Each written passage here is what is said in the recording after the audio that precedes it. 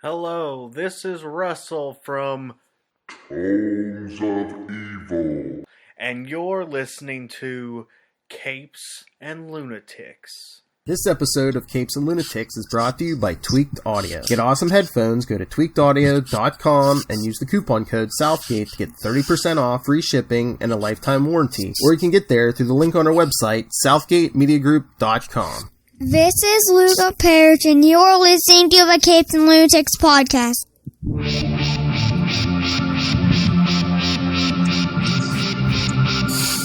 Yeah! Little moments looks happy. Anyway, welcome back to another episode of The Capes and Lunatics. I am Phil. No, stop it. The Australians do not have a claim on that. I am Phil. Joining me, as always, oh my lord, that mustache is like 5 feet off his face. It is Charlie, the Professor SM. Rainbow Bright herself in Florida. It is Queen of the Armadillos, Little Hellfire. Kill 'em all. And coming to you live from Ohio, it is, yes, Superman himself. It's me, Tyler, and I'm still, thinking about Rainbow Bright here with the Lilith. Remember, black is all the colors of the rainbow. Taste the rainbow. Ding, ding, ding, ding. Taste the rainbow. The more you know. Since nobody wants to, care about Wonder Woman, I've made it my mission to care about Wonder Woman. I care about Wonder Woman. Well, all right. I really don't care. Like, not enough to buy her books or anything. But as an esoteric concept, I liked Wonder Woman 1984. That is suffering. That is suffering for the world. I'm supporting Lil Hellfire. Come on. Okay, we appreciate you. All right, but no, I mean, I really don't care about the Snyderverse anymore, but I know Charlie mentioned it, and since Tyler's here, all right, what do we think of now Zack Snyder's flashing Jon Stewart footage? Whoever, Tom, Dick, and Harry will pay attention. I think it's funny that he can't release the actual photo, so he has a photo taken of the photo on his phone, and that's what's released. But here's the thing: did they actually shoot that, or was that just an artist rendering of what it was supposed to look like? No, and they shot it. They shot it. Did they though? Yeah, there's pictures of his. They shot it in his driveway. That scene at the end with Martian Manhunter was supposed to be Jon Stewart, but then I it guess was they supposed to be Jon. out. Yeah. So they shot the footage like the Jon Stewart side, and they shot it in his driveway. Yeah, because they had there's behind the scenes photos of it, and they had an actor. Yeah.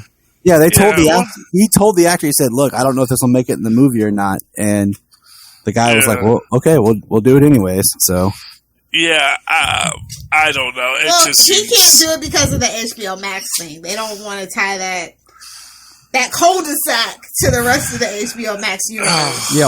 Wayne T. Carr was Jon Stewart. Yes.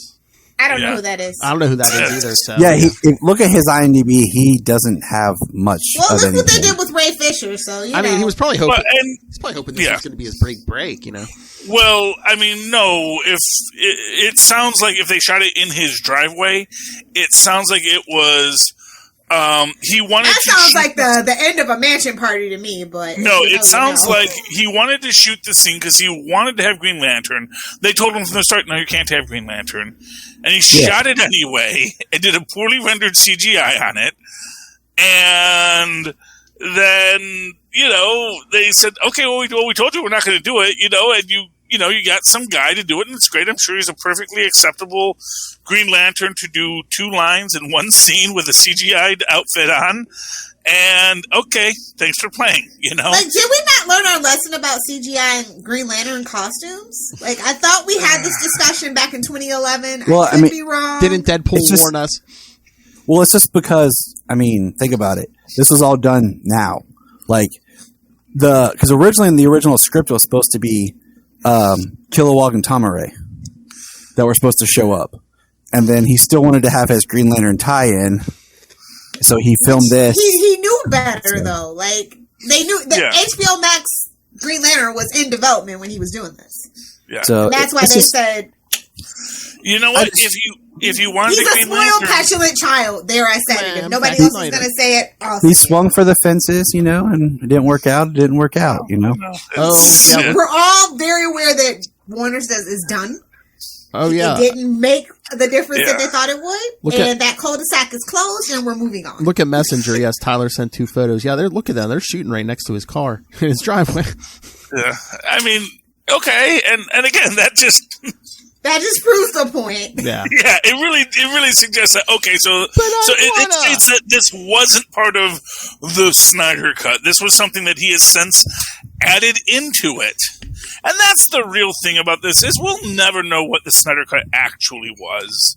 Whatever we was do. supposed to be. Yeah. we got 4 hours of it. Yeah, we do. Well, no, that's even more than that. Oh, though. I'm gonna say all you have to do is take out the nightmare scene at the end, because that was all reshoots, and then that's what we did 4 years later. That's what I'm saying. The nightmare scene, and then the Martian Manhunter plug at the end, which was supposed to be the Green Lantern tie-in, that was never filmed. Oh no, So, we're gonna take out Joker. Destroy the Snyderverse.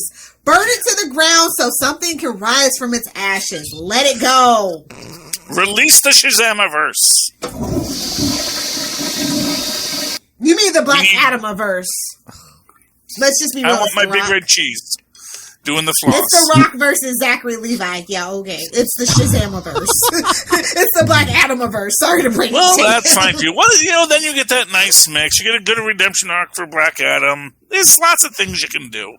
Yeah, you can't keep to the ground. You can't keep Black Adam evil for long, because you have The Rock, and everybody likes The Rock as a good guy. I liked him as a heel. I hated him as a babyface. There, I said it. Can you smell what Lil Hellfire's cooking? I mean, it's not like it's Roman Reigns situation. We don't have time for that discussion. Yeah. I mean, I'm not arguing with you per se. I'm just saying that, I think he would love to play heels, but, the world has cast him as a babyface at this point. He's the villain of the Fast and Furious franchise. # fight me. So I don't. Well, although he's kind of a Kurt Angle villain, where he's you know who he is. He is very much a Wyatt Russell, Wyatt Russell, John Walker type. He's like he's no. They tell a self-contained story. Fine, don't build a universe off of it. I don't care. No, You're not good at it. You're not good at it. Stop it. Because don't worry, because your favorite J.J. Abrams is coming, so that'll change everything. And that's when I'll officially have to go to the headquarters with some choice words and a long letter, to say the least. I have no hope in that. Like, I can't. He ruined Star Trek, so he ruined Star Wars too. So it's like, this is my last franchise that he gets to ruin. No, see, my thing with Abrams is Abrams is he's your starter. Like, he did Force Awakens. It's like, all right, he shouldn't have done another one. But Bad Robot in general is bad production company. I still want nothing to do with it. With Star Trek, first one, awesome. And then it's like, you should have just stopped. You should not have done the second one. The only problem he's like Kevin Smith. He can't get anything out on time. He's high? Yeah. The thing with Warner's is there's not enough supervision, or there's too much of the wrong supervision. Because, Tyler, did you listen to Fat Man Beyond this week? No. Okay, or was it this week? Speaking of a crybaby. No, they talked to Malcolm Spellman, the executive producer of Falcon and Winter Soldier, and he was kind of giving them the way they do a Marvel project. Every Marvel project, he said, from start to finish, gets its own two executives. They don't work on anything else. They assign you 2 executives, and their focus from birth to release is just the one. Well, that's because they're not willy-nilly with their money. I mean, oh yeah, he said, whereas Warner's, it's a lot of eccentric people that are very willy-nilly with the money, and it has a lot to do with who holds what rights and yada yada yada. Yeah. But it's a mess over there. Well, just burn it down, start over. After we get rid of all the people we need to get rid of in executive positions, because there's another bloodbath coming in about 6 weeks. Oh, really? Mm-hmm. So what? End of June, maybe? Oh, all right. So fingers crossed things get better. Mark it. Well, that's. But see, my thing has always been with Marvel is they put their trust and faith in the right people with Kevin, and they let him lead his team. They let him, show run the universe, and it worked. And the thing is, he is a producer. He's not a filmmaker. Like, he's not a director. He's always just been a producer. Well, and that's creatives need a firm hand, to be fair. Well, exactly. And that's what I'm saying. Like they're like, okay, you're doing good. Well, we're not going to bother. We're going to keep letting you do your thing and work, and you have a vision compared to, how other people handle things. So that's actually one of the most important things about him being a producer, not a filmmaker, is that it is just this idea that he. And this is one of these things where people are talking, oh, Kevin Feige's got this. I don't think Kevin Feige has that much of a master plan. I think he's like looking for good storytellers who say, okay, just pitch me something. Yeah, I think then he's good at saying, okay, that's a good idea. Let's see how we can work that into what we have. And that's why, he's a little standoffish on the Netflix stuff and other things, because it's not that he hates it. It's that he wasn't involved with it. Yeah, pitch me something that makes it worth my while. Pitch me something that says I should acknowledge this. Because I can just leave it off in limbo, in comic book limbo forever. I've got more than enough characters. If I need a superpowered black man, I got Blue Marvel. I don't need Luke Cage if I don't need Luke Cage. So, for what it's worth, Mike Coulter's doing all right. He's doing all right for himself. Oh, no. And it's nothing against Mike Coulter, but it's like, okay, what is the motivation to bring that character in? When they could bring in, not Bill Foster. What's the new one? Bill Foster's nephew. They could bring in Bill Foster's nephew. I'm blanking on his name too. They also have They have all these other characters they can bring in to be the next Power Man if they need a Power Man character.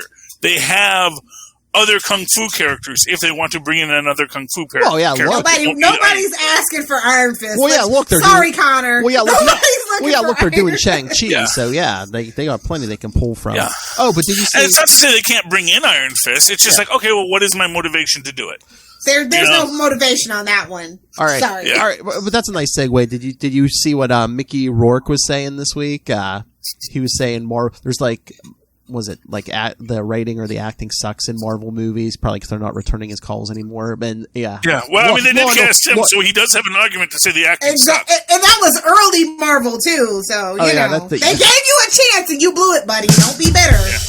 You didn't play a role like Robert Downey Jr. You're Terrence Howard. He was getting to burned. Bring the conversation back to last week. He said you pulled a Terrence Howard, and they wanted you out of there. He said all the Law and Order stuff was better than the MCU, and he was getting burned because he was like, yeah. Well, not for nothing. He's got a little bit of punch drunk brain there, so don't just ignore him. Well, they're not returning his calls, Well, because they didn't give him his bird. My bird. My bird. It is, but that is just the thing. It's like, I mean, that's like what old what's his face, Scorsese. Well, Marvel didn't call me, so I'll talk trash on him too. It's like, bro, everybody sees the game you're playing. I mean, and I think that for certain actors who don't work a lot, there comes a moment where it's like, okay, to explain why I don't work a lot, I have to say that I'm too good. Well, everybody knows he's notoriously hard to work with and a big insurance risk. And they already dealt with that with Robert Downey Jr. He's paid that off and forward, and they don't want to do it again. And for exactly. And for Whiplash, it's like, really, they're going to take that risk for Whiplash? Well, I mean, he got his movie. He had a decent enough arc. He had characterization. You're not going to squeeze him into did they kill him at the end, or did they blow him up? I don't remember. They blew him up, killed him, They blew him up? Okay. They did the hand-to-hand. That means nothing. I mean, yeah. Wanda could have fixed the universe. We don't know. Yeah. But since we don't have we've had several snaps. Who knows what's out there now? Oh man, there's an interesting subplot. Hulk says he was trying to bring a Black Widow back, but he couldn't. But what if he brought other people back? Well, that's my other thing. Come back. Bum, bum, bum. Have they ever confirmed that that's a flashback movie? What if he did bring her back, but she just reappeared in Russia? Anything's possible. I've even heard the argument that actually who died wasn't her, it was the blonde one, because they did the face-o swap-o. And so they're going to have the blonde one in, and now, but it's actually Natasha just with the face-o swap-o. But too, it's talk about hard to work with actors. Yeah, but her and Hawkeye did that for the Soul Stone. If Steve put it back, I mean, too. Who knows? I know. Oh, but I'm not in charge of this stuff, Phil. I know. But that's the other thing I was talking to you about this week. They put those Black Widow movie posters out, and all the actors' names were on, over their character. Except for Taskmaster. No name on Taskmaster. That's what I said. It's stunt double. Save your money. I was going to say, is it somebody we've already seen, or is it just going to be stunt doubles and then a mask? It's like what's his face from freaking The Boys.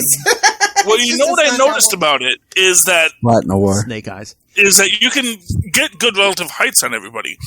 And Taskmaster is significantly shorter than everybody else in the posters. If it's a flashback. It's Tom Cruise. No. Tom Cruise confirmed. Oh. No, I was going to say if it's a flashback movie, it's Winter Soldier. Actually, I like the idea that we had sort of thought of, or we were talking that, because first I thought, what if it's Max Coulson? And they just reintroduced him there. He so wants to bring in Agents of S.H.I.E.L.D. He so wants that.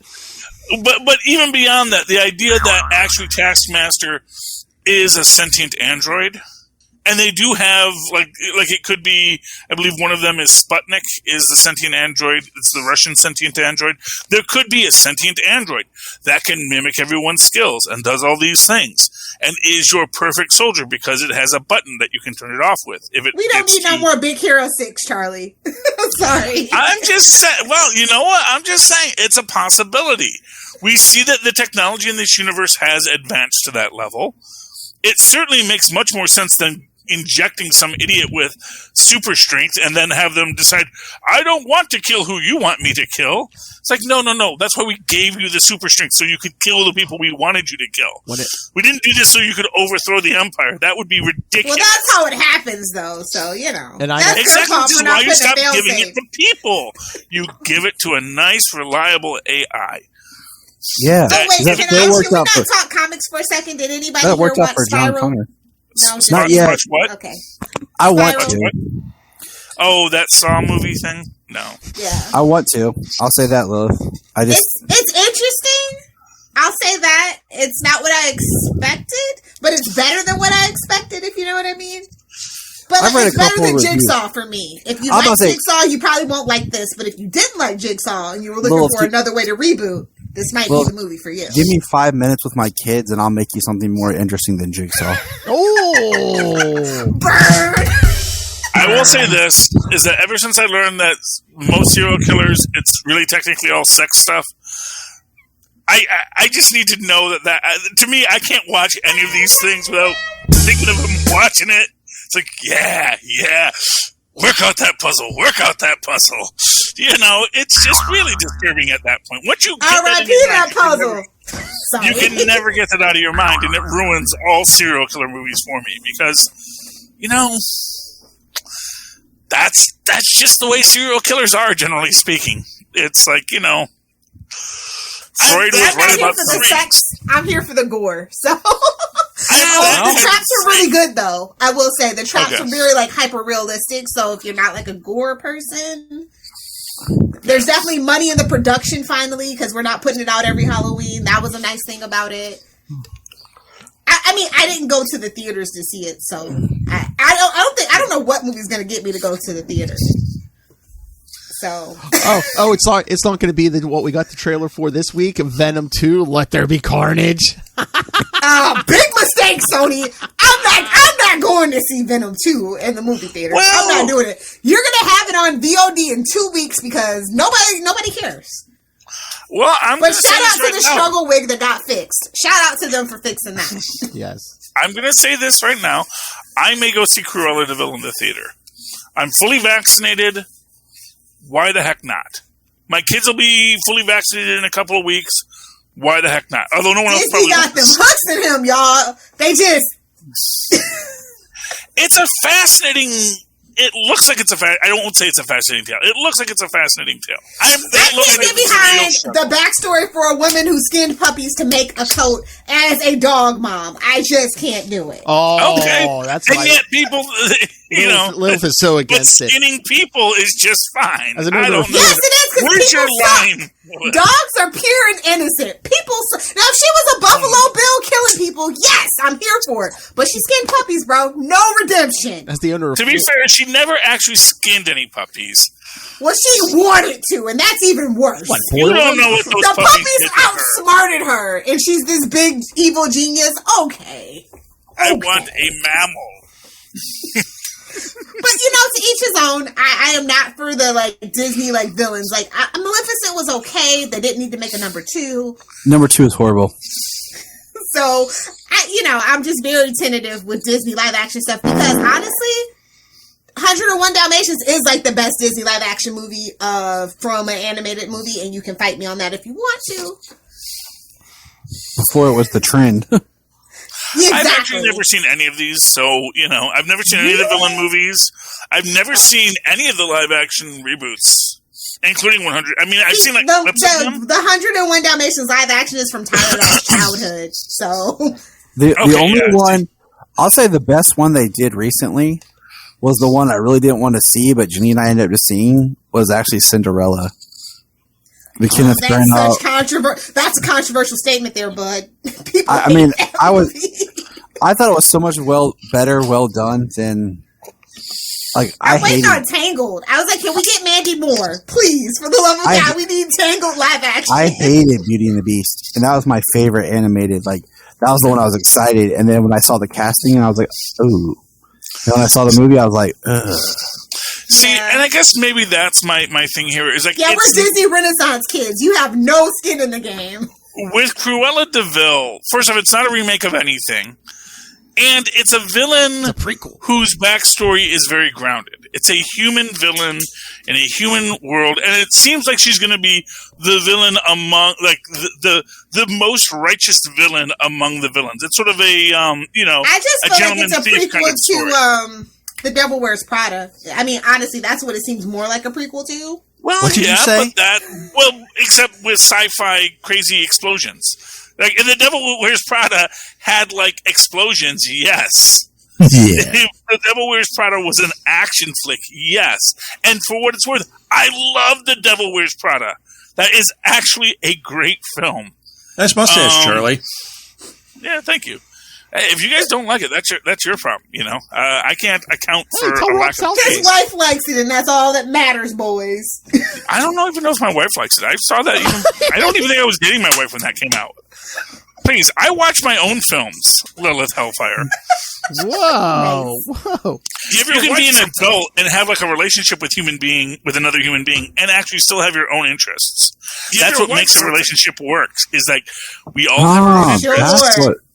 That's what does it. That's what I've been missing all these years. Well, I'm talking to Lilith here, not you, Tyler. Come on. I've had successful relationships, and I'm the best person that I've ever been in a relationship with, and I like to keep them. Whoa! Let me listen to all this, Lilith. Actually, if you don't want a relationship, you should never have a relationship. They are way more work than they're worth, unless you really feel you have to be in it. I don't. It is. Yeah. I figured it out last night when me and Lilith were recording. Lilith likes the pretty dumb ones. She's even just shut up and lay there. That's all you're here for. And get out. Wait. Clean drop. What did you say? Shut up and just lay there. Wow. Oh, there you go. Anyway, moving on. I don't even know what I'm excited for from Disney or Marvel right now at the moment. I'm excited for Morbius, but I'm a weirdo. Hey, so. I mean, I'm willing to watch Morbius. I mean, Black Widow. You're not excited? I mean, it might be 2 seconds. It's like Wonder Woman. You waited too long. I bought all the merch. Hey, I was ready. Yep. Hey. I was ready to support you. I was ready to go to the theaters. Our buddy Now, the interesting thing about Morbius. Oh boy. Is that Morbius might be Spider-Man adjacent in a way that Venom is not. Because, it's... there's a supposed end credit scene that kind of proves that point with Vulture, supposedly. What, in Morbius?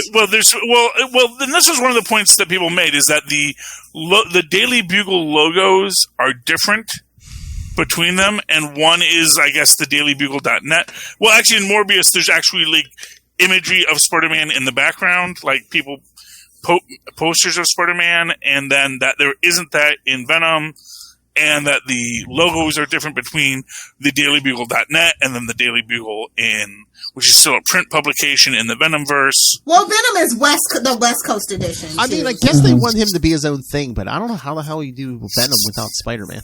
I mean, they're doing it. They already did. Well, I know, you but don't I'm need just Spider-Man. Once you make Venom just a random alien that fell to Earth, you don't need Spider-Man anymore. And it loses something.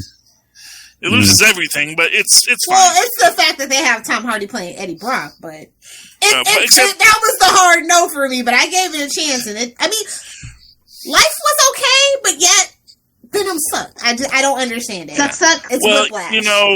I think that the recasting of Venom as Cookie Monster is definitely going to help exactly. it. I think half that trailer, there was some explosions. We got some Woody Harrelson as Carnage. But waffles is all that matters. But most of that trailer was like, hey, he's making breakfast, and it's like, oh, let's not. It's the Odd Couple. Don't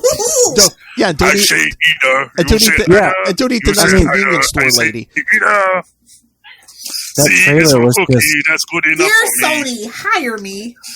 It was so weird. Oh God, hire me. Like the ending where we're supposed to see Carnage, like it didn't look finished. Like the only shot of Carnage that actually looked kind of cool was like in front of the stained glass, and that was meant to be obviously like an action shot, the selling point. Yeah. But other than that, like we had the cool kind of shot, like that reminded me of like red they the chose, Venom. Don't you think? I mean, think of like do you guys remember the first Venom where he's laying there in the having the magnetic scan or whatever, and we just kind of see something come up behind him, and he starts freaking out, and it like faded and just said Venom as like a teaser, and we were all like, oh, okay. Like the coolest part of this trailer is kind of we got the similar thing where you see the lethal injection, but you see the red stop in the tube, and then you see like his hand shaking, and there's like the red that comes. Yeah, like, that was the most like part in the trailer, but other than that. Woody Harrelson's going to eat up Ed Hardy, and I'm just so here for it. That's the only reason why I am interested. The Venoms were better rendered in the first one than they are in this trailer. One can imagine they will be better rendered by the time the actual film comes out. We hope. Well, yeah, one can imagine. That's all I'm saying. That's all you can hope is that it's like this is like the early renderings. They got them like just good enough to watch on your phone. And that's what they were going for. I mean, they should have been more of a teaser trailer, honestly. We shouldn't have seen really Carnage. Like, it should have been, like, building that hype up and not been a full just trailer. Like, because we never even had a real teaser for it. They didn't want to People have been so starved, though, over the pandemic that they felt like they had to show it all. They didn't want to give away the plot. They want them to go to the movie theater. I'm not going to the movie theater off for a teaser trailer. Well, it's not going into the theater until when? Like September. August? September. Yeah, you have to build that hype though. That hype train's a long time to keep going. Yeah, but if you put your Carnage in the first one, like here's the thing: all you needed for Carnage was that one scene they had with the blood coming up the lethal injection. That was all you needed for Carnage. We can fill in the blanks. The rest can all be just spiral doodles and graphics and Woody Harrelson talking to the middle distance about things that are things and all the little children dance, la la la. And that is going to be all you needed to make that as engaging of a trailer as as a teaser as you needed. I don't know. The kids today, they want it all and they want it now. So I get it. Hey-o. They love to blow their load. Pardon my French. Oh, sorry. But no, for some reason I thought Venom was coming out like June or July. Yeah, but it's September 24th. They keep moving it. That's what I'm saying. Like September 24th. Yeah. It's so hard to keep track of any movie when it comes out because Solomon will ask me like, "When's this coming out?" I'm like, "I don't even know anymore, kid." Like they keep moving stuff. And Morbius is January. Yep. Yeah, they're pushing it. They're trying to push it as good of an estimate of post-pandemic as they can. What you can't wait till January? They're both in dead months. Look at that. Like August is always the end of summer, and it's kind of like a filter. And then like you have October, November, where it starts to ramp back up. So September, boom, dead month. They drop Venom. January, which has always been more of a dead January's for month. horror movies, and that's the vibe they're going for. Yeah. I mean, I have hopes for Morbius. But I'm a Jared Leto fan, and he needs to redeem himself after that one movie with Denzel Washington, and of course, Hot Topic. That is such an interesting film because, like, I liked things. The Potbelly thing, he's got to stop it. He's got to just be himself. He's got to stop the character crap. So yeah, that movie was interesting to sit back. Wait, is this for real? J.K. Simmons is listed for the Venom 2 cast. That's probably that teaser they're talking about. So we'll see. Yeah. But J.K. Simmons. J.K. Simmons is a hot commodity now, baby. He's all jacked up. He's like, put me in something. We need a mustache. Let's go for the most famous one. The tried and true. Yeah, well, I mean, not for nothing. I actually think he bulked up because he's planning on doing the live action Omni-Man. Like he's a method actor, so he wanted to really be in character. It's like, no, I gotta be Omni-Man. It's like, okay, Gordon, fine, put me in a raincoat. I'm getting jacked for this. So I'm gonna go be Omni-Man. Just my voice, but it has to sound. Seriously, that's why he did it. I read a couple of interviews about that. I was like, oh, that's kind of awesome. Kind of scary, but kind of awesome. Well, he's J.K. Simmons. Did you see him in the drumming movie? That's intense. I love that movie. Whoa. Yeah, well, my kid is in a percussion program at an arts high school. It's triggering for me. So. Oh, I'm so sorry, sweetie. Yeah, well, it's one of these things like, I can play the drums. I'll play the drums. Like, hey, you're in the arts high school. Now you will drum until your fingers bleed. It's like, dude, that's like, I'm a freshman in high school, man. I really just wanted to play the cymbals in the marching band. Yeah, the cymbals is where it's at, low key. Yeah, but hey, you can do a lot with cymbals, man. It's a very interesting instrument, but you can soft. Can you rein us back in? Okay, I got another topic, which I'm surprised Charlie had on none of his lists for this week. Oh goodness! I've got a lot of stuff to cover. Well, yeah, probably forgot. They announced the director for the Bitterroot movie. Regina King, baby. Yes. We were just talking about how they need to strike while the iron is hot for fun again. Look at that. Look at that. Well, I'm excited about it. I'm glad they got a director. I'm hoping they get a good writer for it, because they never let the comic book guys write at the movies, but that's okay. I think they might let David do it, honestly. I mean, he'll probably have a partner for the screenplay part, but hopefully to be fair, I think a lot of David's work has been more kind of like your Kevin Smithy talkie films. Which one I don't know if he's done an action one yet, so I think that he might need help for the real, because it is an action-packed story. Yes. But they'll that's definitely pair him up. But he'll probably write the actual treatment and stuff, and then they'll pair him up with somebody to do the screenplay to plot out the action. Yes, that would be great. I would really respect that. David Walker, yes, but don't bring his little friend in. Bendis. I mean, honestly, I need somebody over there in the Naomi room that knows comic books. Now, you can say what you want about Bendis, but he does know comic book stuff. True. And that would be a refreshing change of pace outside of Jeff Johns, who does Stargirl. I'll just leave it there. Honestly, I'm going to say this right now. Don't know if it's going to get along with the lady that's show running it. Bring in David Walker and Bendis for Naomi. Sometimes I think there are people that do better with their original characters than they do with legacy characters. Yes. So like Mark Millar, I cannot stand anything he's ever written for any established character. But everything he writes for his own characters, it's chef's kiss. Shout out to Jupiter Legacy! Yeah.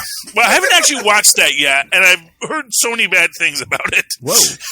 I'm in the middle of watching it, Charlie, and all I can say to you, what I find, this is not spoiler or anything, but what I find interesting is the part in the series, because it's a dual, you have two timelines.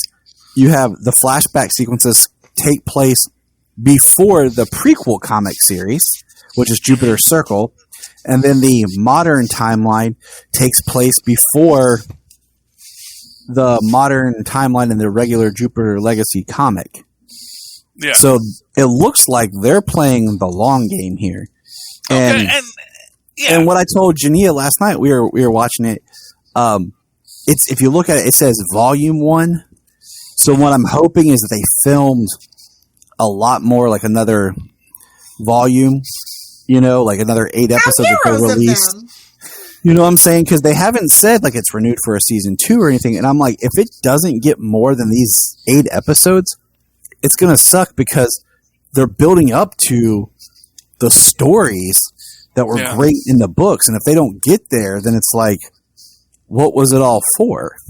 Well, I started it because I thought it was Timothy Oliphant, found out it was Josh Duhamel, and I was like, nope. No offense to Josh Duhamel, but like I thought it was Timothy Oliphant. I'm just like, he's finally not wearing a cowboy hat. Woohoo! That is always the problem whenever you want to adapt something sprawling, and especially if you're writing for the second season and you haven't done the first season. That's I think they are getting 3 seasons though, because it is a big over-sprawling project with the whole Millar trademark, the whole thing. He's got a whole so if it's all Millar world, then I can see that. Netflix they purchased the rights for his live action stuff. No, I thought they bought his company. Period is what I read. They bought the whole company? That's what I thought because I was reading about it because back in 2017 or something. I don't know how that investment's going to pan out. I don't know the details, but I thought they said he got like some kind of big deal. So because I mean that was like where they were trying to invest in something to have their own. Yeah, after the Netflix and Disney debacle.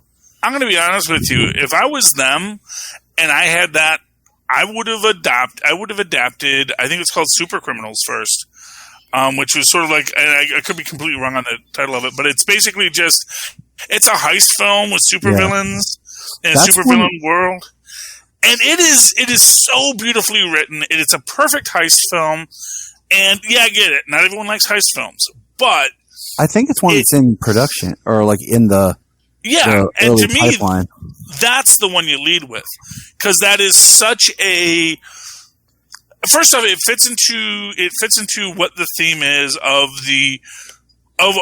a superhuman world with jerky superhumans, but also maybe that have some kind of a story to tell of their own. So I really felt that was his strongest piece to enter in. So Jupiter's Legacy, I know it's a magnum opus kind of thing. I've never read it, and I haven't read honestly, the guy with the long hair and beard with the gray hair and the blue looks like God-Man from Tom the Dancing Bug, and that is kind of a turnoff for me. I mean, I've never read it. I didn't watch the series yet, but it's like, do you think maybe they wanted like straight up competition for like The Boys or Invincible? It's not even The Boys though. It's more of a family drama. It's very much introspective, maybe Invincible. But even more in like that, Invincible vibes. They want like something to go against. But even in that, then I think Super Criminals would have been the right way to go too, because it's the same idea. They might have done it based on what had sold more too, so that would determine interest. And maybe they wanted something more straight up superhero. And something that had more volumes, things like that. Because some of them are being developed as series, and some of them are just going to be movies. Yeah. Well, we'll have to see. I mean, I do want to watch it. I wanted to watch it, but it's like, that's always the thing. I've got MODOK to watch too, It's the production style for me that really was like, okay, this is not Timothy Oliphant with the chance of him being shirtless. What bothers me in any kind of production is, like with this, is halfway through it, Stephen S. DeKnight leaves, and they had a new showrunner come over. Yeah. For creative differences. So that tells me right there, like, it's not the assignment. It's something happened that they wanted somebody, you know what I'm saying? And it just means that you have a compromised vision and somewhere there might be like a tonal shift or something, because Stephen S. DeKnight wrote and directed the first episode. I think he did more on the second one, but he was the showrunner for like the first half or something. And then a new showrunner took over, and I'm like, he's got a good track record. Episode series? Like, wow.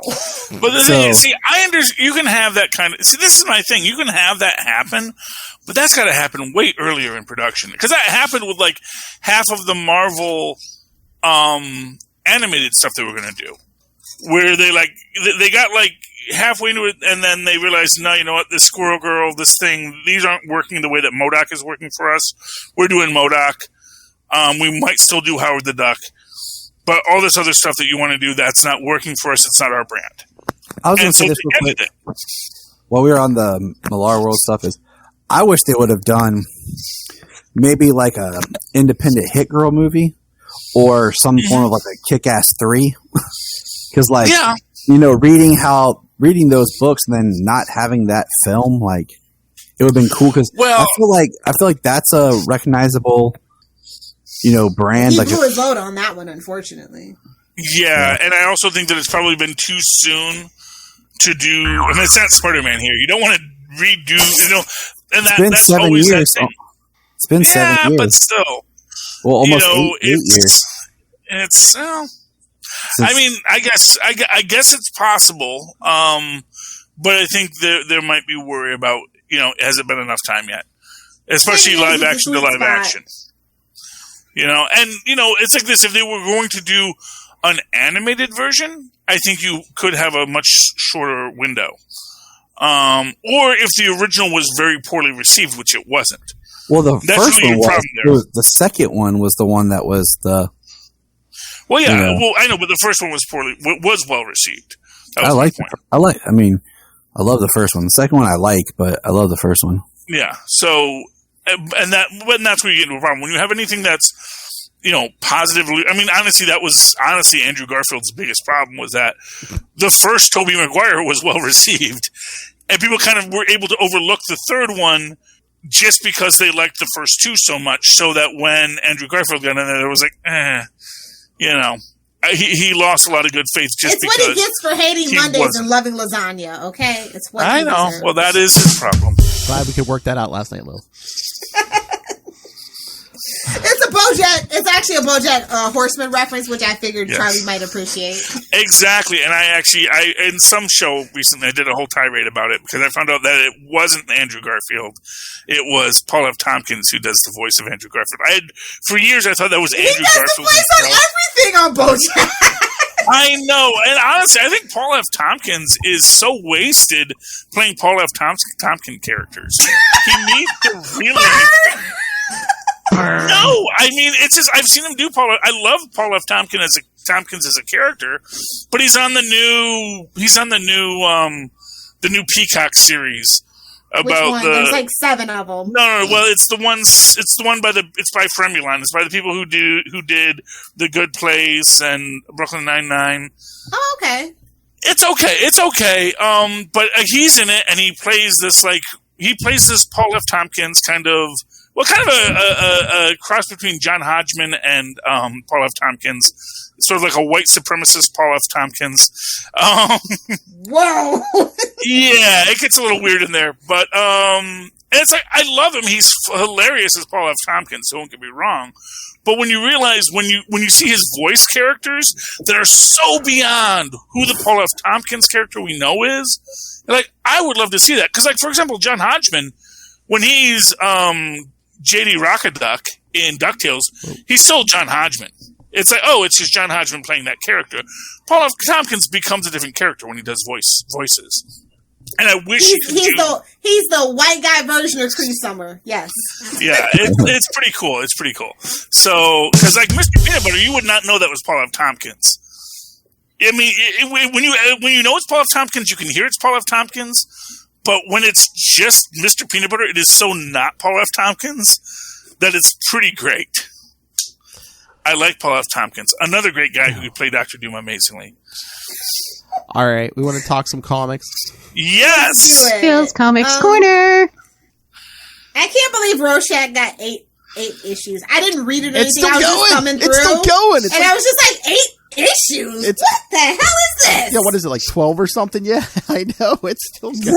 Look, we've had enough of Rorschach. Why is this a thing? It's not even like Rorschach, really. It's like these two people tried to murder a politician dressed as Rorschach. It's like set in that universe, but it's like... exit left, stage left, Snagglepuss. Like, I don't need that. It's basically... I was hoping that line was going to be, I cannot believe Rorschach got 8, and then it was going to be, by a...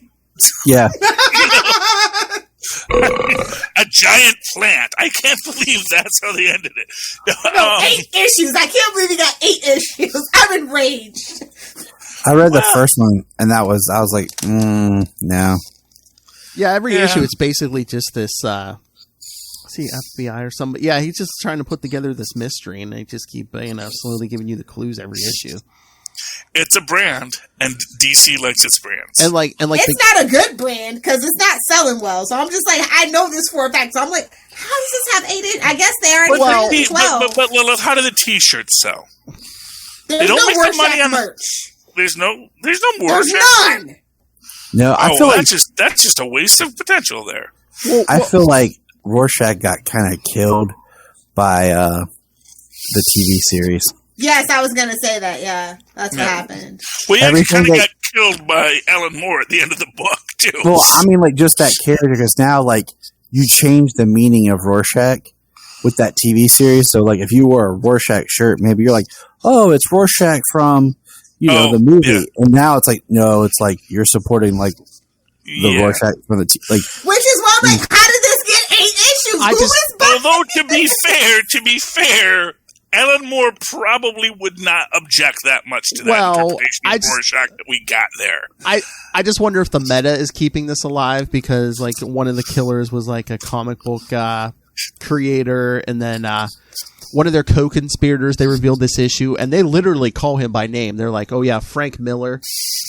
That makes sense, though. That makes sense. So, I don't know if just like the in-jokes are keeping this thing alive. Yeah. Well, they probably made the 12 already, so, they're already... Oh, yeah. There's only 4 left, yeah.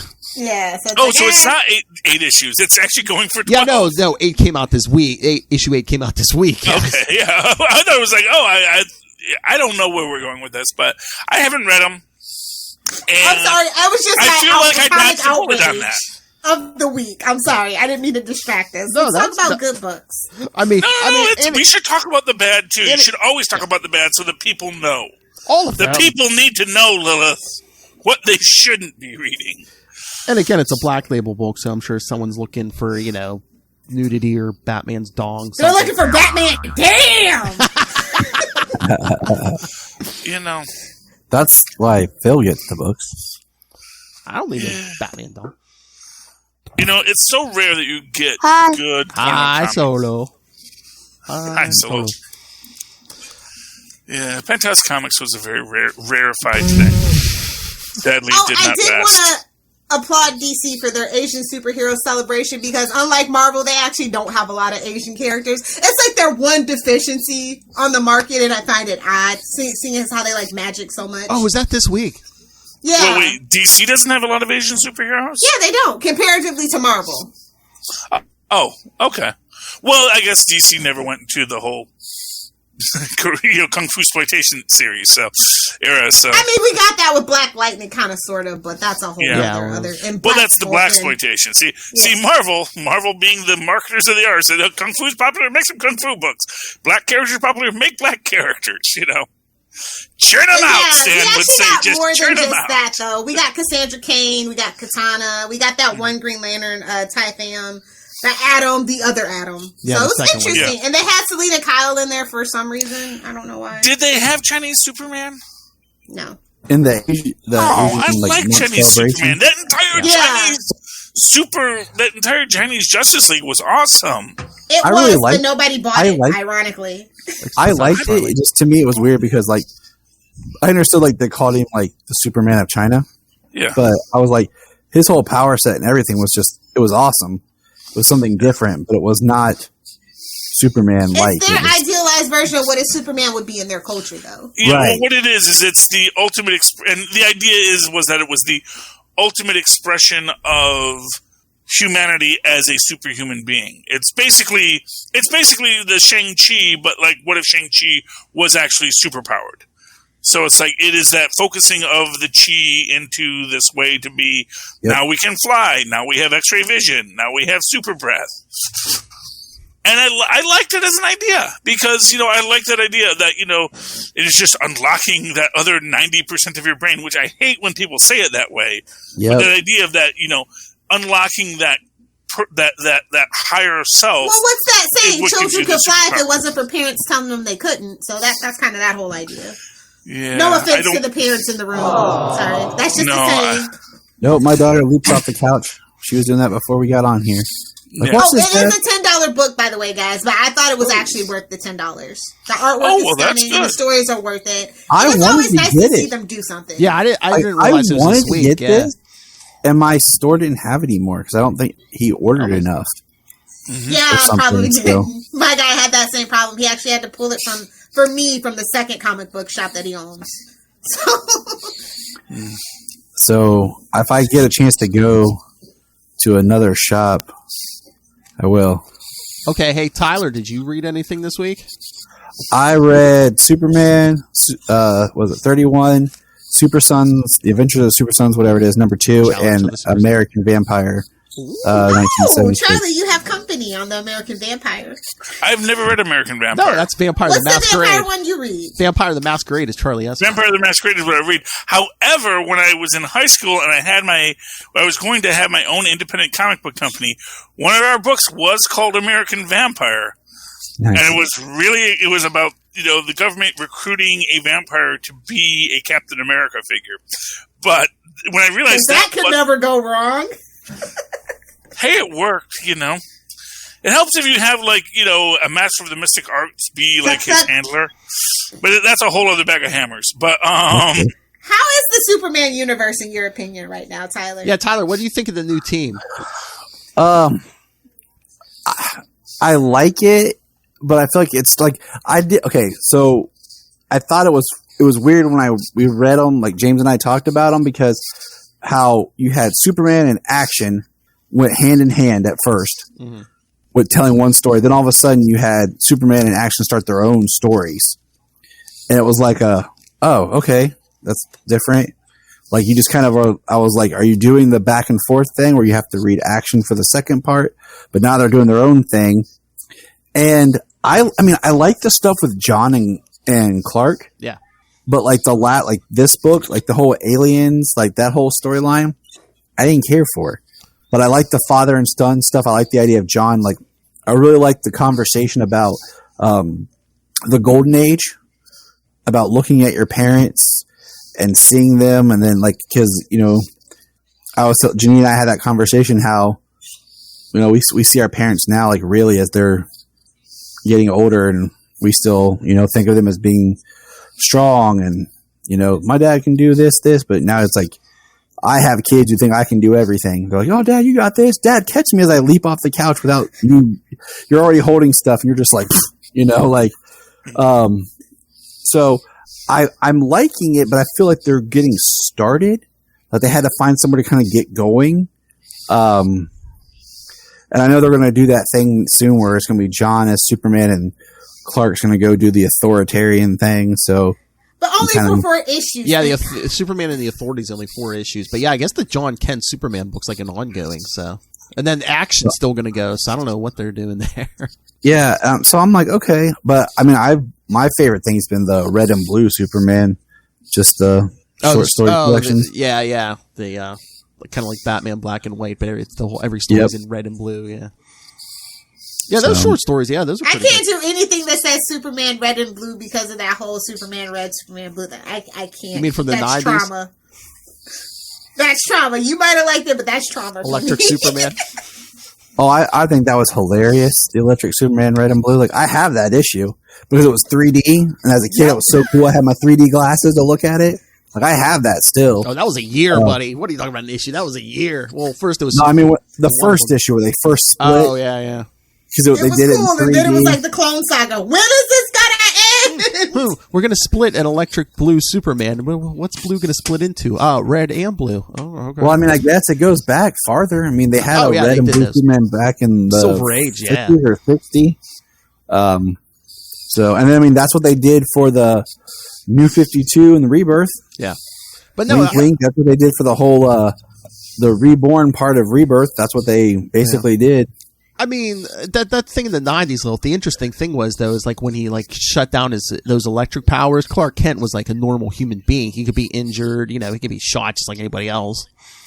And my thing was, I thought about that because I was rereading some of that stuff, and I was like, if you had done the Electric Superman, after the death of Superman, would have made a lot more sense than when they did introduce it. They hadn't thought of it yet. They had to do Mullet Superman first.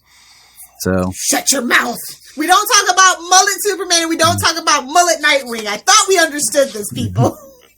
But I mean, I like it. I like the father-son dynamic. So that's been fun because it kind of gives Superman like a sidekick. So that's not Lois or Jimmy. But we also got Challenge of the Super Sons, which is kind of a flashback to when before they aged up John. Because that just proves that people really enjoyed reading. Those two. I mean, this is like the third miniseries or something. So it's the second miniseries. Well, you know, know, going to Franklin Richards come back to being a young Superboy again by the end of this? They're just going to say, go back being a teenager, or like, you know. He's gonna fly around the world and, you know, reverse time. No, they just have to like get more time with this baby boy. It just showed you like people really enjoyed. And I mean, with this whole Infinite Frontier, why not have a world where he's still the kid and it's still like kind of picking up where they left off before they aged him up? They just have the whole point of this Infinite Frontier is anything and everything can go. Yeah, they just got to unbend this him. A sexually adventurous freak. Yeah, spend this. Well, it just goes to show you, when you crib from the Fantastic Four, you should probably steal the stories that people like, not the ones that didn't. Because the father stealing the son to train him to be the ultimate warrior. Gee, when did that happen? In the 90s? Yeah. I remember Psylord. Oh my god, Fantastic Force. Why is everybody stabbing me in the heart, bro? Okay, I want to give my shout out to my Indie of the Week, Missy, number 2. She's back at it again, huh? Well, no, it's an ongoing, man. This is her second one, where she is still calling everyone, I'm Doctor Who. It's my brand. It's very on-brand for me. It is so delightful. If you love the character, as always, her jargon and her silliness, it is so madcap and enjoyable. She actually runs across River Song in this one. Oh, nice! Yes, River Song's in it, but she's like, I don't think I've met this version of you before. It's like, no, apparently not. Because they're from different timelines. And it's neat, and it's just her manipulating her old self and the River Song and everyone else to get to the time key. And then the master says at the end, well, it's clearly simple what we must do. We must just revisit your old timelines to find out how you locked the key. Rules. Oh, no. Well, exactly. Well, they're the masters and Missy. That's what they're going to do. So it's awesome. I love it. It's Missy number 2. Go pick it up at your local comic book haberdashery. Who publishes that? I always forget. That is by Titan Comics. Yep, Titan. Comics. Okay, that's what I thought. They do all the other Doctor Who stuff. I just wanted to make sure. Yeah, but and I just love seeing Missy get her due. Honestly, she is the best master ever. She is the best mistress ever. And I like the new guy. Don't get me wrong. I'm not hating on the new guy, but it's like, or the guy that was before her. They were all good. They're all such good masters, but it's like. But that actress is amazing. So yeah, I'm glad that they're kind of. Yeah, they should. And honestly, they should do it like with all the other new doctors, where they just keep on coming back. It's like, they do have a couple of those series, and then we also are getting that Ninth Doctor audio drama as well. Mm-hmm. Yeah, and we are getting all of the... I'm excited for that. Well, that's the good thing about Doctor Who is that, after Doctor Who ended, they kept on making a lot of more Doctor Whos. They did the audios, they did the books, they put a lot of Doctor Who content out there. It's like they said about Star Trek. It's like, what have you done since Star Trek? Well, mostly Star Trek. Exactly. Just going to conventions. So that is, but I love Missy. It's a great book. I'm glad I picked it up. I'm glad it's on my pull list. Hey, Charlie and Lilith, did you guys read Black Cat? Of course I did. Number 6. How amazing is that artwork, though? Like, I am just chef's kiss in love with this artwork. Oh, yeah. Heist books, man. Heists. It's all Finally, we're getting back to basics with Black Cat, you know? Yeah. Yeah. Just ripping out Black Fox's throat. Like the good old days. Oh, yeah. We got Black Fox has his mustache. Oh, my mustache. It's black again. Just goes to show you what makes a good character is a good mustache. See, there he goes. There he is. Young and handsome Black Fox. You know, you could have just got a box of Just for Men without all the hassle. Just saying. Well, I think it's less his mustache and more his knees. Touche. And again, we're doing the guild. I mean, when's Gambit going to show up already?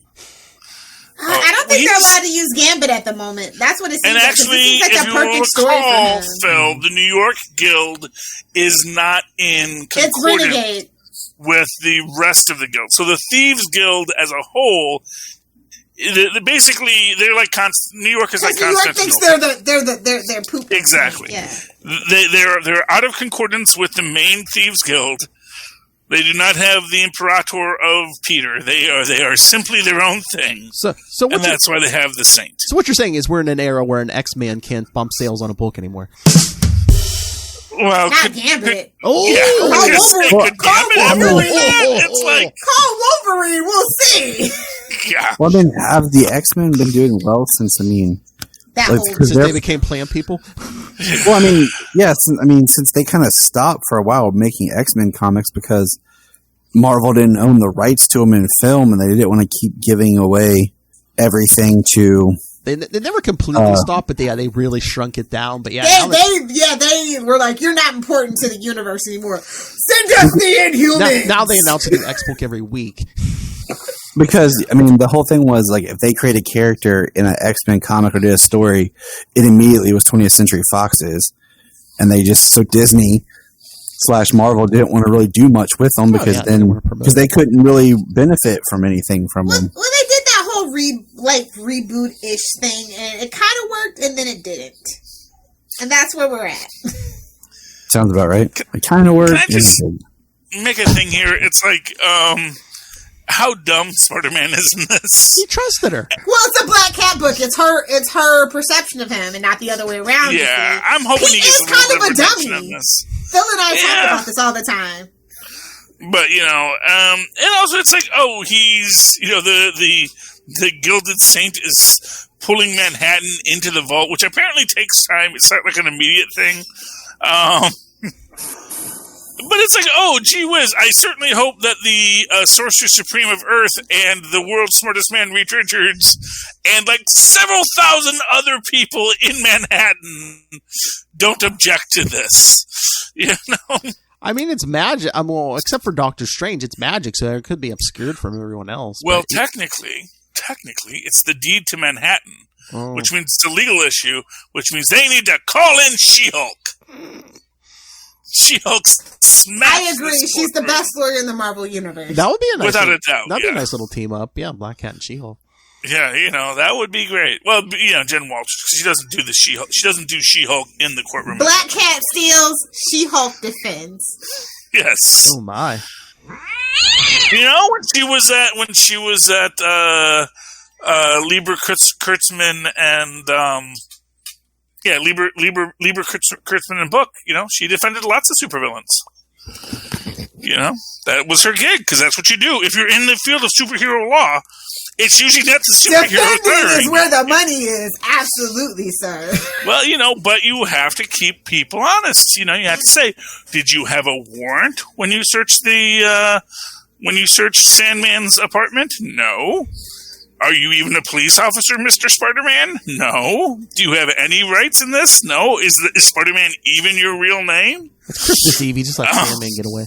And then he flips her in the face. How's that for Spider-Man being my real name? Oh. Could not Daredevil do exactly the same thing? Not in the face. Fact, didn't he once do that before you? If he was any good. Yeah, but that's the thing. Yeah, Black Cat was amazing. Like, I love this book so much. It is a really great book. Yeah. It's a great character, and honestly, I'm mad that Sony has the rights to her. There, I said it. Although we could get rated R with lots of cleavage, so there's that. You don't get R for cleavage. You can do Pacey's, and it's still PG-13. Yeah, We can get an International Women's Day from her then. Fine, whatever. Jeez. Yeah, well, you actually have to have full nipple or actual sex. Actual sex will get you an R if the woman enjoys it, as you know. And that would be perfect for her movie because that's just who she is. Yeah. Wow. I just love an R for language. It is the worst kind of rated R, to be honest. And it's so disappointing as a kid. It's like, wait, they just said that twice, and that's why I got an R? Unless you're Ocean's 13. Okay, can we get into that? I mentioned this yesterday. I mean, the Batman Long Halloween animated, they broke it into two parts. I guess the first part is PG-13, and the second part is R. So what's it going to do in the after we lured the Pearson to say it's PG-13, boom, rated R, right now. And now you have to hear him say the F word 3 times. I'm thinking, maybe. I think it's going to be gore. Yeah, because you get the scene with Harvey Dent turning into Two-Face. I don't wonder if they're really going gore fest on that face. Well, I mean, think about when they did the murders. What do you call it? Justice League Dark. That was one that was rated R that you kind of blinked and you'd miss it was rated R. Oh. Just to be on the safe side. You know, but that's Apocalypse also DC's brand right now, so I think it's just it's the rated R brand as well.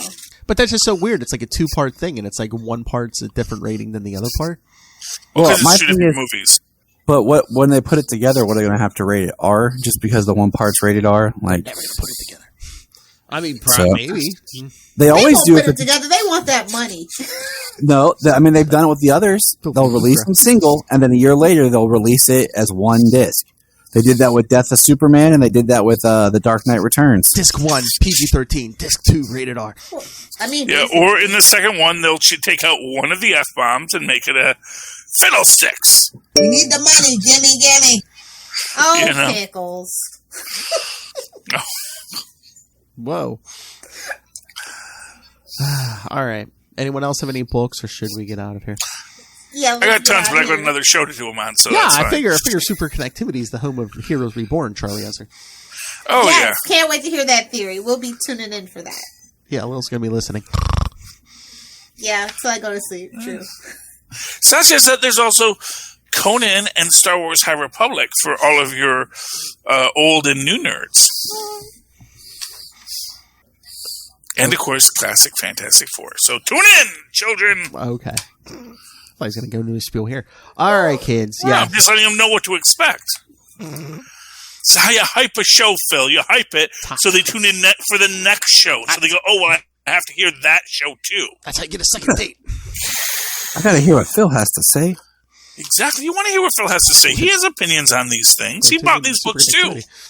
All right, kiddies. Yeah, so send us your thoughts on all the TV, movies, comics we discussed. Email us, capesandlunatics@gmail.com, or call the voicemail 614-382-2737. That's 614-38-CAPES. And remember to follow Capes and Lunatics on Facebook, Twitter, Instagram. Find links to all of the various social medias for all of our shows. Links to this YouTube. Watch that mustache just keep getting longer and longer. Links to the Patreon, more and more stuff going up there. Links to merch. Long boxes and boob windows. Yeah, it's Ray approved. Yeah, Ray can't get enough, man. He's Doesn't that sound like a podcast that Charlie would do after dark? Welcome to Long Boxes and Boob Windows. I'm Charlie Esser. Well, he was naked on a movie review, so. Tasteful. That's true. Yes. But yes, Ray loves boob windows and long boxes because Ray likes it hard and Ray likes it long. All right, so yeah, get everything at Linktree, linktr.ee/capesandlunatics. And please support our sponsors, Tweaked Audio. Hear all of that PG-13 and R-rated language in crystal clear HD quality. And also, go pick up Hunt a Killer. Help Michelle Gray solve a cold case. I can't wait for the box set with Lilith Hellfire's Backyard. It's like a serial killer podcast you star in. Yeah. There we go. I give them a new thing that they can put that on the website. That's free of charge. That's how much we're useful to you. Give us money. Like I dropped you saying I gave them a new thing. All right, and you can also go get Pod Life the book, Volume 1, now digital and paperback, audio version coming soon, before Volume 2 comes out, starring Mr. Tyler Patrick.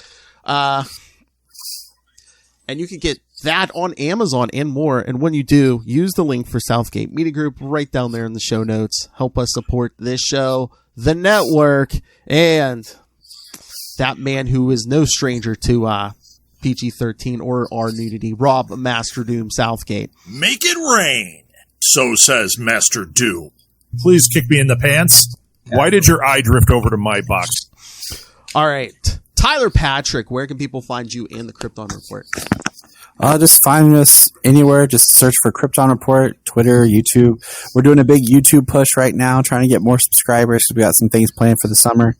And Facebook, Gmail. Yeah, pretty much anywhere. Hey, make sure you're doing your shorts for YouTube, okay? To do what?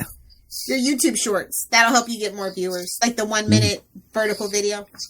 Oh, yeah. I thought you meant I had to wear short shorts. I was like, okay. Whoa. No, tank tops. That's the preferred method, but... I mean, be out mowing my grass in some short shorts or something. Like, all right. That's what you got to do. I mean, I'm tired of knowing everything. All right. Lilith Hellfire. Come follow me on TikTok for no reason because I have no content at Lilith Hellfire 69 on Instagram at Lilith Hellfire 69 and on Twitter just Lilith Hellfire. I'm 12 when you need me to be 12. The hard was implied. All right. Speaking of shorty shorts, Charlie Esser. Well, if you'd like to write to me in that old-fashioned email way, the way our mothers and fathers once did, do so at superconnectivityblog@gmail.com. That's superconnectivityblog, all one word, @gmail.com. And, of course, follow me on Twitter as I live tweet Legends of Tomorrow, Sunday nights at 8 p.m. Eastern, and Loki, Wednesday nights, also at 8 p.m.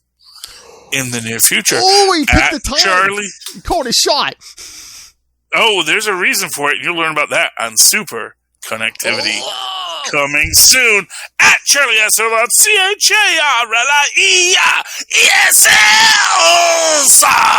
Yar. Look for the 2 E's in the middle. For quality. Bing! Thank you, Maz. It's been really great stealing your identity. This episode... No, music, fellas. Come on. Listen, you. Too many buttons. You'll hibernate under 4 dogs. All right. For another week, we have been your capes. Ampersand. Lunatics! And Tyler, say something. Podcast. Yes! There we go. I was going to say, someone you could have taken cake. I couldn't even say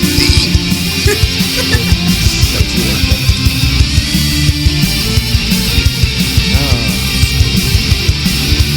And now we need Caroline.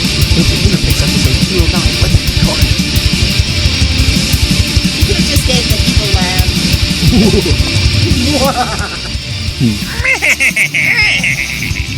Okay, turn of the century. I feel like Charlie's laugh could be like on The Shadow.